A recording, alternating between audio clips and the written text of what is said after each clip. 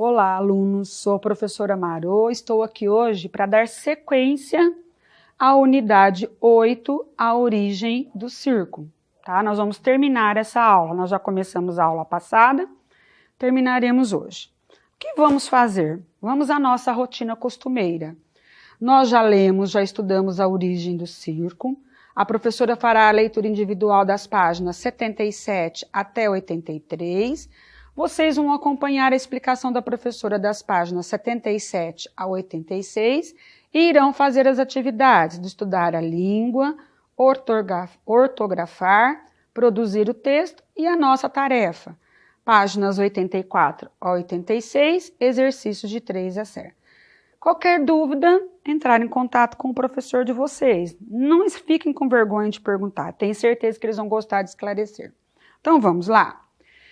Estudar a língua. Preste bem atenção no que está escrito aqui, ó. Você já estudou substantivo e adjetivo. Eu tenho certeza que quando eu acabei de dizer isso aqui, ó, substantivo e adjetivo, isso já veio na sua cabeça. Substantivo, nomes, adjetivo, qualifica o nome. Então eles estão sempre juntinhos. Os substantivos pertencem à classe de palavras que dá nome aos seres, ações e sentimentos. Exemplos: seres. Pessoa, circo, fogo, cavalo, tambor, corda, carruagem, dinheiro, etc. Muitos outros. Ações, corrida, luta, dança, etc. Sentimentos, amor, paciência, raiva, carinho, etc. Vamos lá. As coisas do mundo têm características como tamanho, cor, altura, beleza, feiura e entre outros, ó, características. Então, quando queremos indicar as qualidades das coisas, usamos outra classe de palavras, a dos adjetivos. Então, olha aqui, quando queremos dar qualidades às coisas, nós usamos os adjetivos.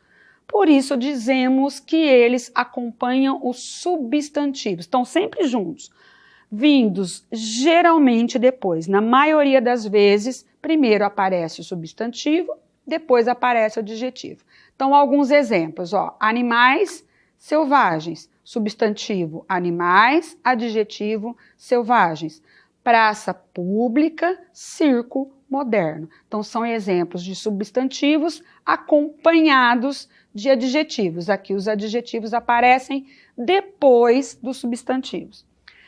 Mas o adjetivo também pode vir antes do substantivo. Olha aqui alguns exemplos, ó. Enorme arena, principal atração, grande incêndio. Ah, então isso pode acontecer? Pode, mas na maioria das vezes o adjetivo vem após o substantivo. Continuando. Você já estudou também, olha aqui de novo, olha, você já estudou, inclusive em unidades desse nosso ano, do 5º ano anteriores, os verbos. Os verbos atribuem um estado aos seres, então aqui a gente tem um exemplo, ó, de chicote e cara feia, o domador fica mais forte. É como ele fica, a maneira como ele está, o estado que ele está. E também expressam ação, corre minha gente. O que essas pessoas têm que fazer? Ação é o que a pessoa, o animal, o que está falando aqui tem que fazer. Ó, corre minha gente. Fato, a charanga tocou a noite inteira. Qual que foi o fato? Ela tocou a noite inteira. E pode representar também um fenômeno da natureza. Ó, ventou muito ontem no teto do circo. Ventou, choveu e assim vai. Os verbos situam as ações e os estados em 3 tempos: presente, passado, futuro. O passado também pode ser chamado de pretérito. Presente, ações que estão acontecendo agora, no exato momento. Passado ou pretérito, que já aconteceram, já passaram. Futuro, que ainda acontecerá.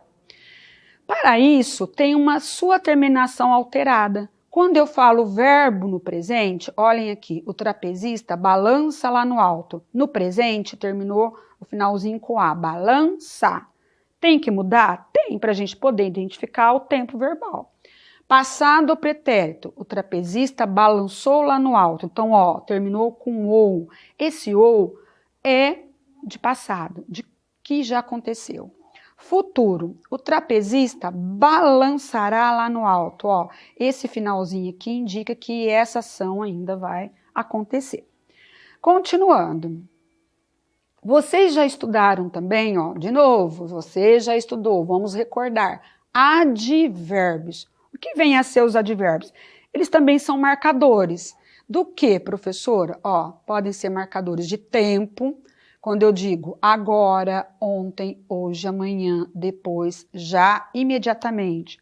Por exemplo, fomos ao circo ontem. Quando eu digo ontem, é um marcador de tempo, tá falando quando que eu fui ao circo. De lugar, lá, perto, longe, atrás, dentro, fora. Por exemplo, o trapezista está lá no alto. O lá está mostrando o lugar onde o trapezista se encontra. E de modo, a maneira como isso acontece, ó, alegremente, docemente, rapidamente, apressadamente, bem, mal. Exemplo, a bailarina dançava graciosamente. Então, ó, é a maneira, o modo como ela dançava. As expressões adverbiais têm o mesmo valor dos advérbios. O que é uma expressão adverbial? É a expressão formada por mais de uma palavra. Ó, os advérbios são uma palavra só. Na expressão adverbial, pode aparecer mais duas ou mais palavras. Vamos ver alguns exemplos? Tempo, à tarde, de manhã, depois de amanhã, às vezes. Lugar, à direita, à esquerda, em frente a, atrás de. De modo, com delicadeza, em silêncio, às pressas. Hoje vocês vão aprender mais uma classe de palavras. O artigo, que também acompanha o substantivo, está sempre junto dele. Há outras classes de palavras que também acompanham o substantivo. Releia um trecho do texto circo e observe as palavras pintadas. A banda era composta por um realejo, um clarinete e um tambor. E as apresentações só podiam acontecer durante o dia por falta de iluminação.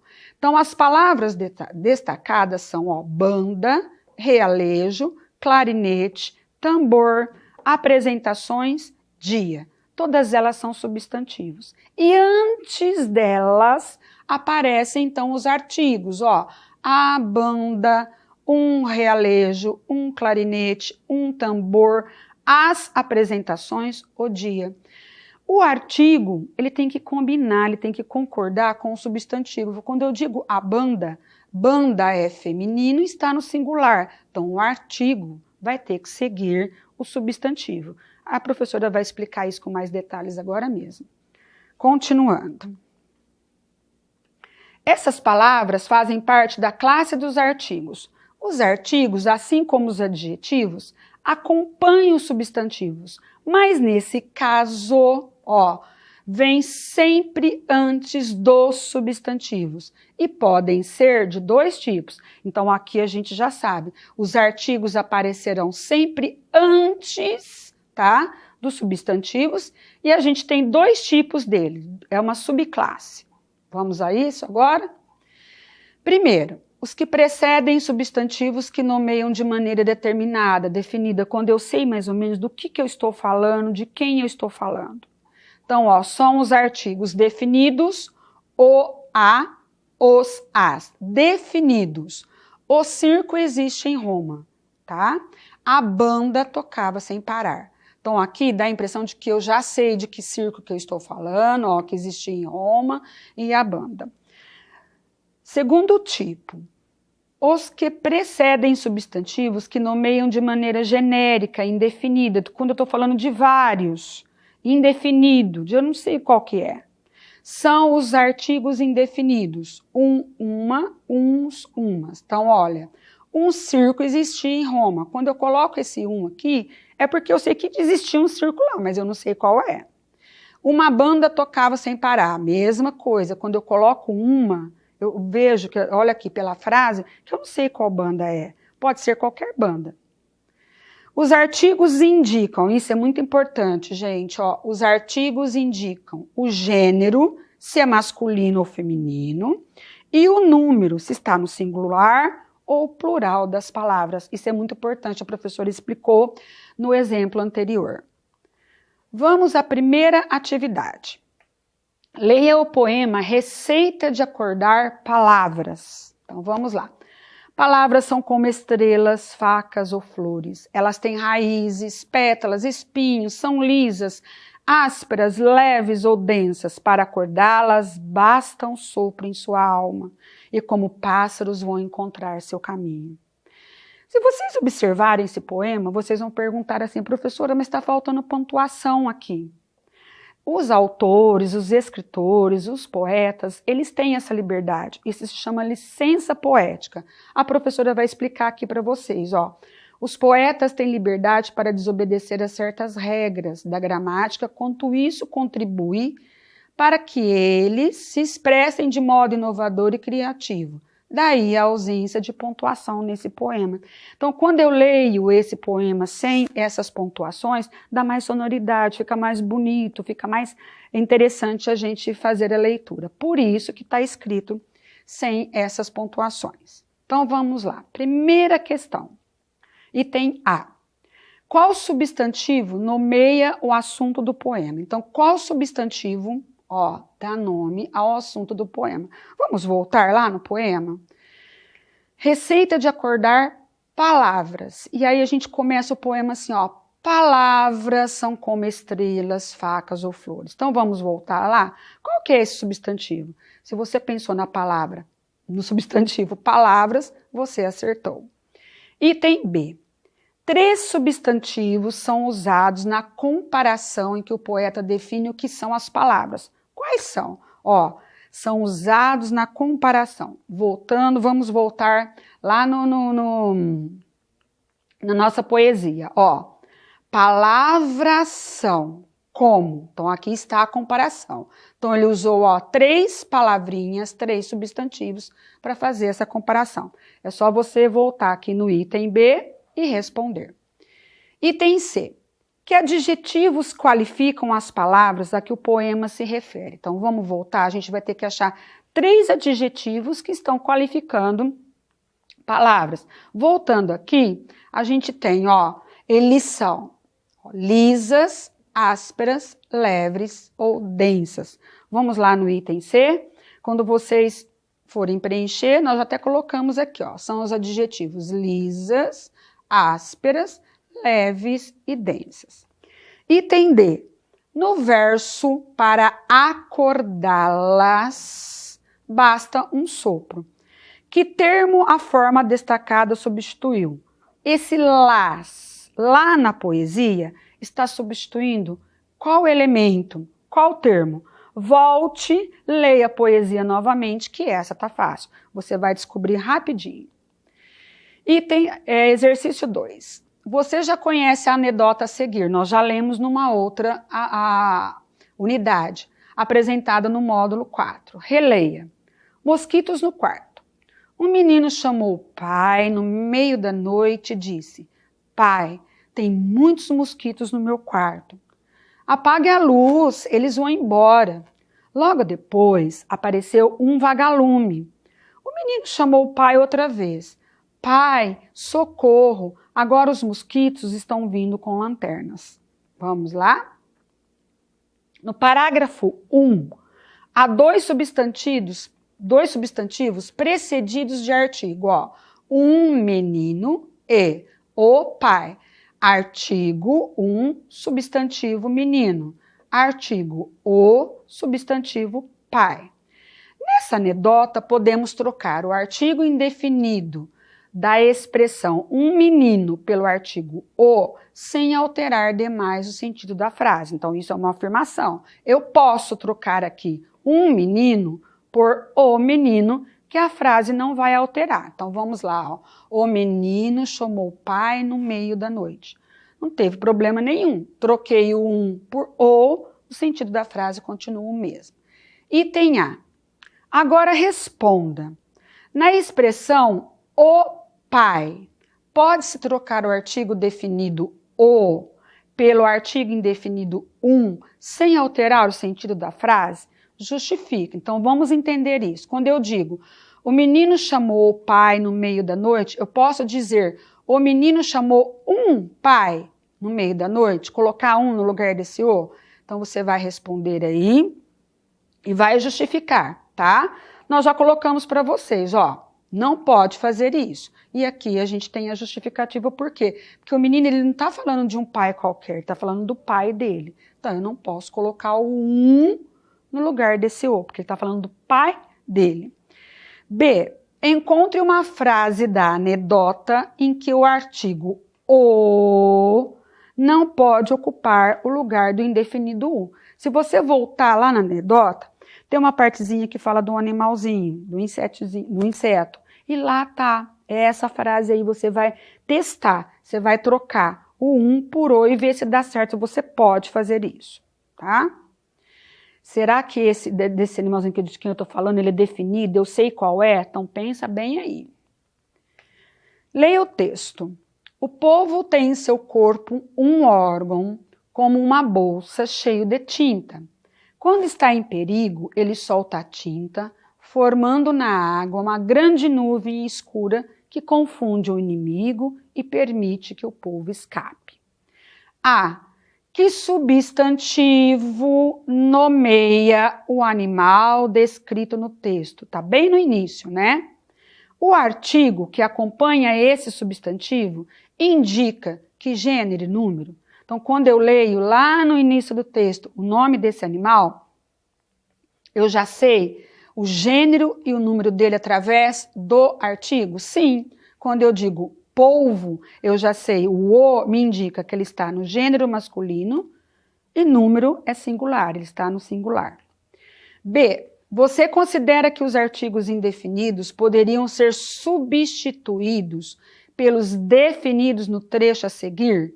Justifique. Então, aqui nós temos dois indefinidos, ó, um e uma.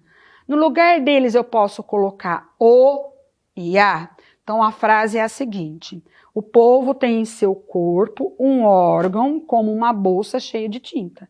Então, você vai ver se você pode fazer essa troca e vai justificar. Vai falar o porquê. Exercício 4. Leia, tira. Droga, esqueci a senha de novo. Então, aqui a gente está vendo ó, a tartaruguinha tentando entrar na casinha dela, no casco dela, mas ela esqueceu a senha. Na tira personagem, empregou o artigo definido por quê? Ó, ela empregou o artigo a. Por que será que ela empregou o a e não uma? Então, você vai ler as 4 alternativas e assinalar que você acha que é a correta. Tá fácil essa. Ortografar. Sempre a gente traz nas nossas unidades a parte do ortografar. 1. Complete as colunas com palavras derivadas por meio do sufixo destacado na primeira linha. Nós já vimos isso daqui numa outra aula. Palavras formadas por derivação. Quando eu pego uma palavra base e acrescento a ela elementos na frente, que são chamados de prefixo, ou elementos no final dela, que são chamados de sufixo.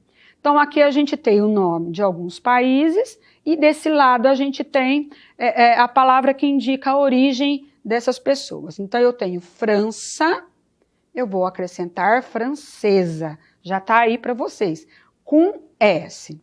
Aí a gente tem Portugal, vai ficar portuguesa. Olha, sempre nessa coluna com S, porque vocês vão entender agora mesmo, tá bom? Vamos para a próxima lá, portuguesa já até destacamos para vocês também, então vai ficar japonesa, norueguesa, chinesa, irlandesa, sempre com S. Próxima, item B. Nós temos a palavra belo, pobre, triste, esperto, duro, áspero. Aqui ó, a gente tem adjetivos, qualidades. Então eu vou formar ó, a outra palavra acrescentando esa, mas nesse caso com Z. Quando eu tenho um adjetivo e eu transformo ele num substantivo, ele vem com esse sufixo no final, com Z. Então, ó, belo, beleza, pobre, pobreza, triste, tristeza, esperto, dureza. Então, você vai fazendo aí, vai ficar fácil. 2, não esqueçam, tá? Olha, o exemplo tá aqui, é só seguir o exemplo. 2. Explique quando se usa o sufixo esa com S e esa com Z. Então, nós já trouxemos aqui para vocês, ó. O esa com S é usado em palavras, adjetivos que indicam lugar de origem. Então, a gente viu lá na tabelinha anterior, francesa, norueguesa, portuguesa, está mostrando de onde eles são. E esa com Z em substantivos derivados de adjetivos. Produzir textos. Os textos que você leu neste modo são informativos. Ambos apresentam informações importantes para o entendimento da origem e história do circo e foram publicadas em suportes que se destinam à consulta. São características dos textos informativos. Olha, a primeira, apresentar descrições e explicações sem opiniões do autor. Então, um texto informativo ele não apresenta opinião do autor. Utilizar linguagem clara, objetiva, precisa, formal na maioria das vezes, mas dependendo do público a que se destina a linguagem pode ser menos formal ou até informal. Vai depender de quem vai ler isso daqui, para quem que você está escrevendo. Uso da terceira pessoa e de verbos no indicativo. Importante, como os textos informativos tratam da realidade, para escrevê-los é necessário realizar previamente uma pesquisa sobre o assunto ou fato que será abordado. Depois, claro, selecionar as informações mais relevantes, mais importantes. A professora já pediu para vocês fazerem essa pesquisa na aula passada. Lembra da atividade 5 da tarefa? Então, é nesse momento que nós vamos usar o que vocês pesquisaram. Nestas aulas, você produzirá um texto informativo, um verbete sobre o circo, assunto bastante estudado em nossas aulas. Mas atenção, nesse momento, os trabalhos serão feitos individualmente. Mas antes de iniciarmos nosso roteiro de trabalho, você lembra o que é o verbete? Um verbete é um texto que apresenta uma definição ou explicação. Quem escreve é alguém que domina o assunto. Lógico, tem que saber sobre esse assunto. Por isso que é importante a pesquisa de vocês. Verbete de dicionário, por exemplo, o dicionarista escreve. A pessoa que precisa saber o significado ou a grafia da palavra, lê. Então, são verbete. São informações, apresentam definições, informações, explicações verdadeiras sobre o assunto. E o que seria um verbete poético? O verbete poético é nada mais do que uma explicação objetiva de um significado de palavra. Por exemplo, peguemos a palavra bola.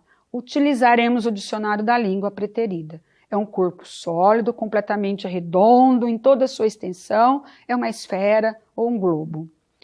E como fazer um verbete poético? Fazer um verbete poético seria explicar o significado de uma palavra de um jeito poético, de um jeito gostoso, bonito. Por exemplo, solidão, estado de abandono completo. Escola, edifício onde as crianças têm seus conhecimentos diversificados. Adulto, criança que não é boa em ser criança. Continuando. Aqui a professora trouxe para vocês alguns exemplos de verbete. Ó, eu trouxe o do circo, do picadeiro, tá? Do malabarista, do circense. E vocês vão fazer a leitura em casa. Só para vocês terem uma ideia o que é realmente um verbete. É um texto curto, não é um texto longo. Vamos lá. Siga as orientações de seu professor e desenvolva o roteiro de trabalho abaixo. Roteiro de trabalho. Passo 1. Defina qual será a curiosidade sobre o circo que você apresentará. Então, aí nesse momento, você vai ter que anotar no seu caderno de qual curiosidade do circo você quer falar. Você já pesquisou, então coloque aí.